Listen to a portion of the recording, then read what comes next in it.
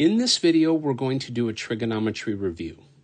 The standard position of an angle occurs when we place its vertex at the origin of a coordinate system and the initial side is along the positive x-axis.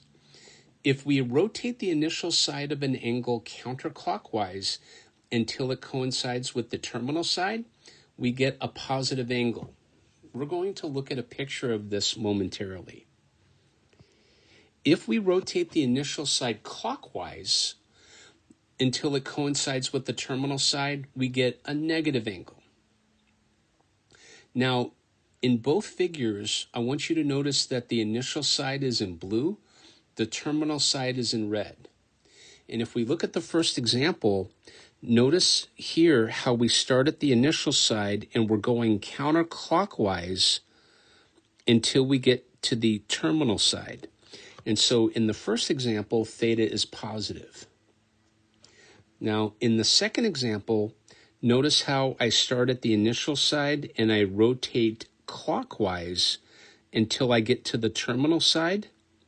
And so for this example, theta is negative. Okay? Now, we're going to look at two triangles. One triangle is in the first quadrant and the other triangle is in the second quadrant. Now, looking at the first quadrant, notice how R is the distance from the origin out to the point AB. Looking at the triangle in the fourth quadrant, R is also the distance from the origin out to the point A, negative B. Now, in the first quadrant, we have angle theta, right? Because notice how we start at the initial side and we rotate counterclockwise until we get to the terminal side. And the terminal side contains the point AB, okay? So in this triangle, theta is positive. Now, in the triangle that's located in the fourth quadrant, we start at the initial side, which is the same initial side, and we rotate clockwise until we get to the terminal side, which contains the point A, negative B. And so in this example, since theta is positive, that angle has to be negative theta. So I hope that makes sense. Now, let's take a look at cosine theta. Now, cosine theta is adjacent over hypotenuse. The adjacent side here is A. The hypotenuse is R. Okay? Now, if we look at cosine of negative theta, the adjacent side is also A, and the hypotenuse is R. So we get A over R. But I want you to notice something. Cosine of theta is A over R. Cosine of negative theta also produced A over R. And so what that tells me is that cosine of negative theta ends up being exactly the same as cosine theta. Now, let's take a look at sine theta. Now, sine theta is opposite over hypotenuse. The opposite side to angle theta is B. The hypotenuse is, in a sense, the distance from the origin out to AB, which is R. So I get B over R. Now, if we look at sine of negative theta, well, I'm going to take the opposite side to angle negative theta, which in this case is this side over here, which will be negative B. And then I'm going to divide by the hypotenuse, which again is R. So I get negative b over r. Now I want you to notice something. I'm going to box off that b over r right here. Doesn't b over r equal sine theta? And so what I could do is essentially write it as follows. So sine of negative theta is equal to negative sine theta.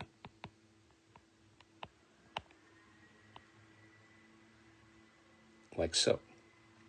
So we have cosine of negative theta is the same as cosine theta, and sine of negative theta is the same as negative sine theta.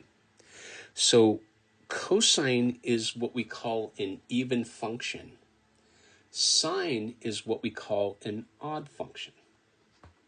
Okay? Cosine is an even function. Sine is an odd function. Now, with that, we got a lot more information we can get. Now, check this out. What if we want to know something about tangent of negative theta?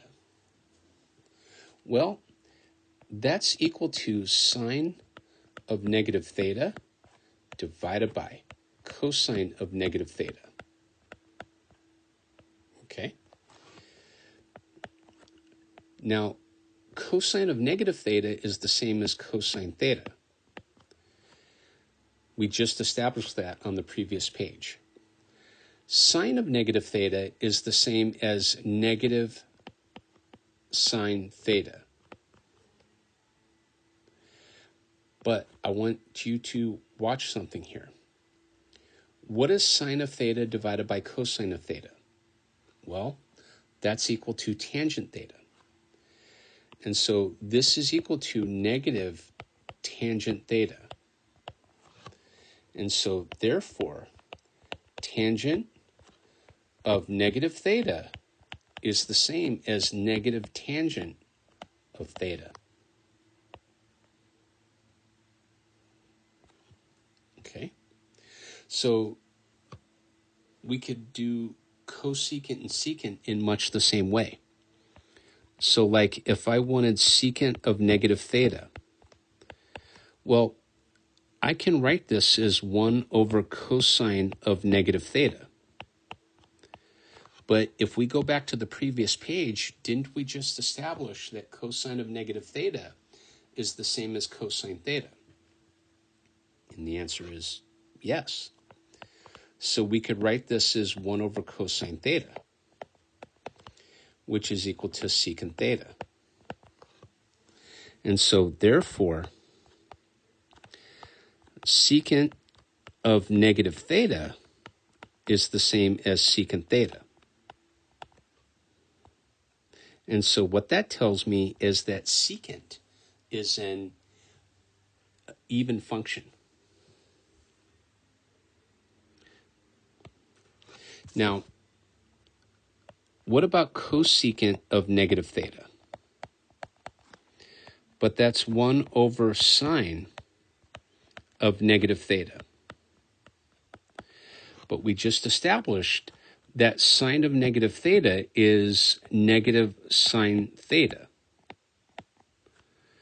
And I'm going to pull the negative out in front and write this as negative of 1 over sine theta, like so.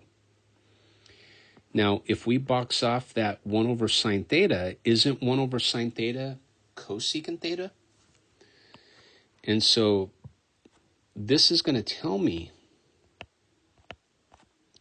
that cosecant of negative theta is the same as negative cosecant theta. And what that says is cosecant is an odd function. Okay.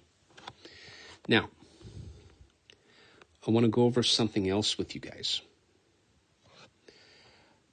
I is equal to the square root of negative 1, or I squared is equal to negative 1.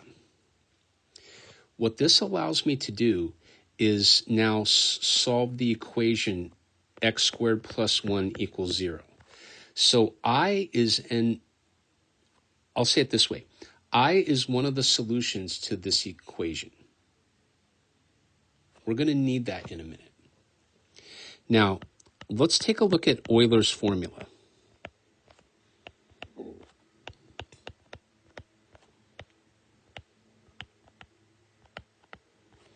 It turns out that e to the I theta is equal to cosine theta plus I sine theta.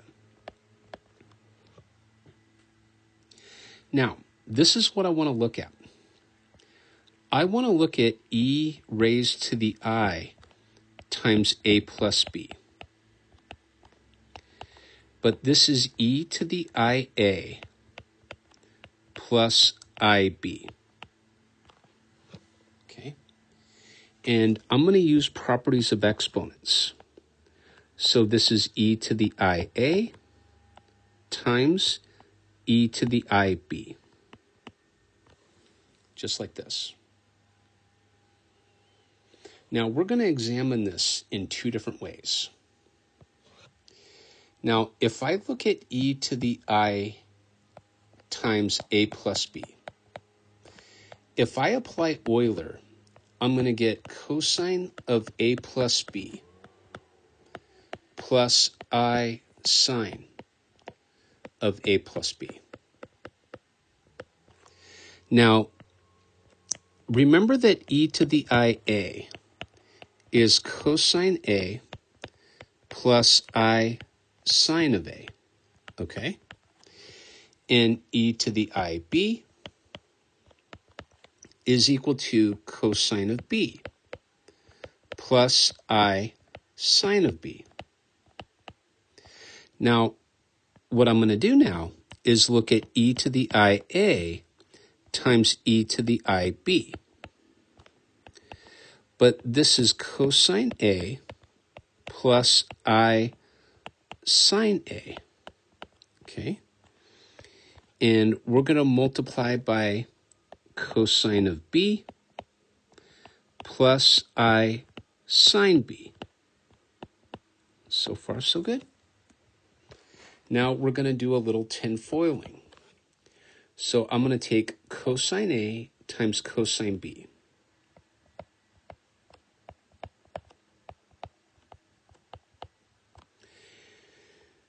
And then I'm going to add I times cosine A sine B. Okay. Plus I sine A cosine B plus, and then I'm going to go, if you don't mind, I'm going to write the last term on the next line. I'm going to have I squared sine A sine B. Okay. Now, remember something. I squared is -1. Okay. So I'm going to replace this I squared on the next page with -1. And so I'm going to get the following. I'm going to get cosine A cosine B minus sine A sine B. And I'm going to look at the middle two terms, and I'm going to factor out an I. And I'm going to get the following. I'm going to get I times cosine A sine B plus cosine B sine A. Okay? Now, don't forget, e to the I times a plus b is cosine of a plus b plus I sine of a plus b. Okay, so we know that, right? Now, don't forget also, we know that e to the I times a plus b is e to the IA times e to the IB. And after we did that long computation, we get this. So in other words, we're going to get cosine A cosine B minus sine A sine B. And then we're going to add I times cosine A sine B plus cosine B sine A. Now, this e to the I times A plus B is the same as e to the I times e to the IA times e to the IB. Those are the same thing. What that tells me is that this expression on the right-hand side has to be the same as the expression on the right-hand side underneath. Those are the same thing. And so what we want to do now is we want to equate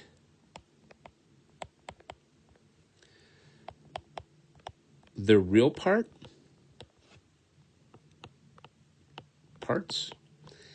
and imaginary parts.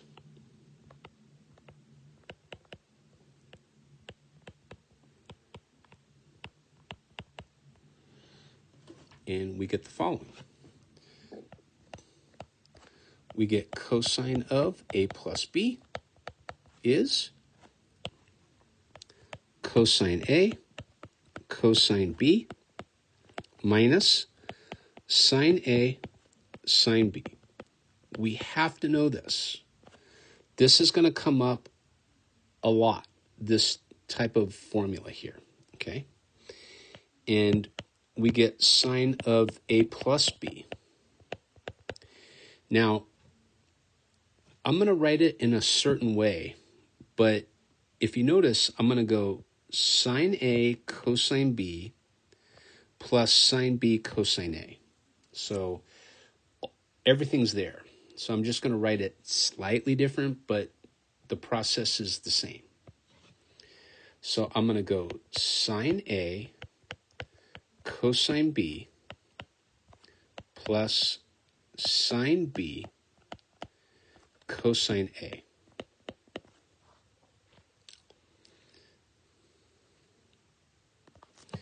Now, here's what we're going to do. We're going to derive a couple of quick identities from this.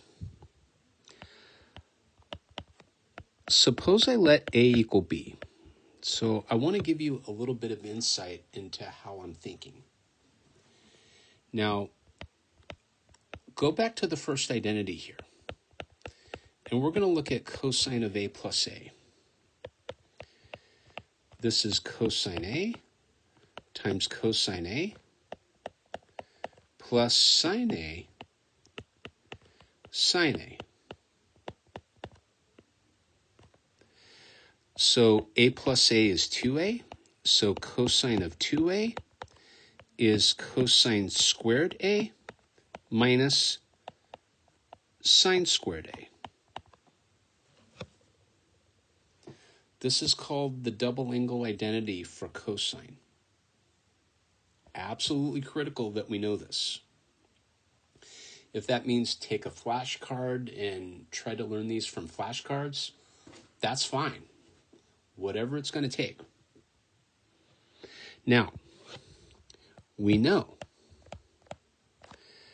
cosine squared A plus sine squared A is 1.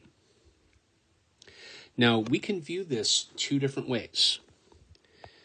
Now, cosine squared A is 1 minus sine squared A.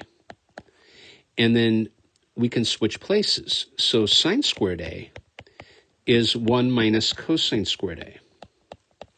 Now, let's go back. Cosine 2A is cosine squared A minus sine squared A. But we just established that sine squared A is 1 minus cosine squared A. So I'm going to replace sine squared A with 1 minus cosine squared A. And I'm going to distribute the negative, and I'm going to get cosine squared A minus 1 plus cosine squared A, which is 2 cosine squared A minus 1. And so we get a new identity now. And it's useful, by the way. Cosine of 2A is 2 cosine squared A minus 1. So it's another representation for cosine 2A. This is the first representation. Cosine 2A is cosine squared A minus sine squared A. Okay. This is the second representation. Now, let's go back. If I take cosine 2A, this is equal to cosine squared A minus sine squared A. But we know something about cosine squared A. Let's go back. Isn't cosine squared A 1 minus sine squared A? So I could put that in. So I'm going to replace cosine squared A with 1 minus sine squared A. And then I'm going to subtract sine squared A. And so this is 1 minus 2 sine squared A. And so therefore, cosine 2A is 1 minus 2 sine squared A. And that's the third representation for cosine 2A. But we can derive the other two just knowing that cosine squared A plus sine squared A is 1. And it goes, as you can see, or at least I hope you can see, fairly quickly. Okay? Now, let's go back. Sine of A plus B. So let's take a look at that. And we'll end on this. This is sine A cosine of B plus sine of B cosine of A. Well, we can let A equal B. And so sine of 2A, right? Because same argument, right? A plus A is 2A. And so we get sine of A cosine of A plus sine of A cosine of A. So if we combine like terms, we can say sine of 2A is 2 sine A cosine A. And that's the double angle identity for sine. So we have 3 representations for the double angle identity for cosine. And we have 1 representation for the double angle identity for sine. And that'll conclude this video for our trigonometry review. Thank you.